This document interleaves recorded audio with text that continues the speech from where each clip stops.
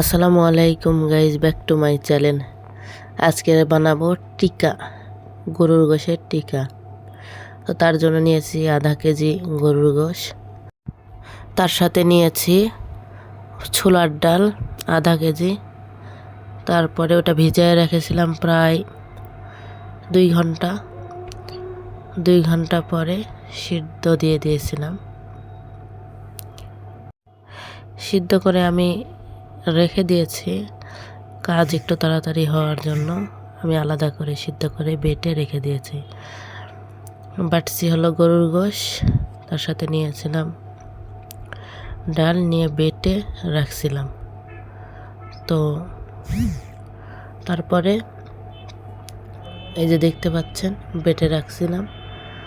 তারপরে সব দিয়ে দিব, পেঁয়াজ দিয়ে দিব, মরিচ, তারপরে রসুন কুচি দিয়ে দিয়েছি।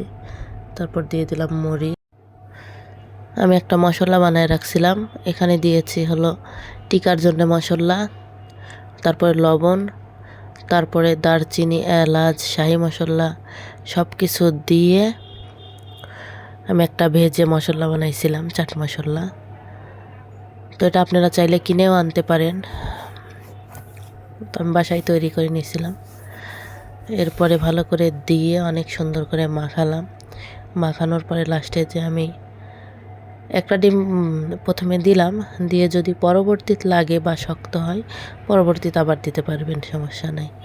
তারপরে আমি এই তো যে যেমন বানাবেন শেপ, লম্বা শেপেও বানাতে পারেন, গোল শেপেও বানাতে পারেন, যে যেমন করে বানায় আর কি। আমি লম্বা শেপ করে নিয়ে বানিয়ে নিয়েছি বেশ কয়েকটা। তো আমি আগে থেকে কড়াইতে তেল দিয়ে রাখছিলাম, যদি আমরা সরিষার তেল খাই। সরিষার তেল অনেক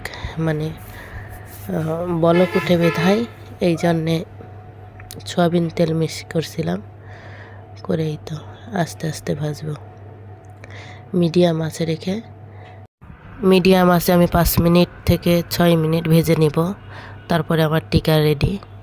বাসায় বানায় খেয়ে দেখবেন, অনেক ভালো লাগে, অল্প উপকরণে অনেক ভালো লাগবে। আসসালামু আলাইকুম, দেখা হবে পরবর্তীর কোনো ভিডিওতে। আল্লাহ হাফেজ।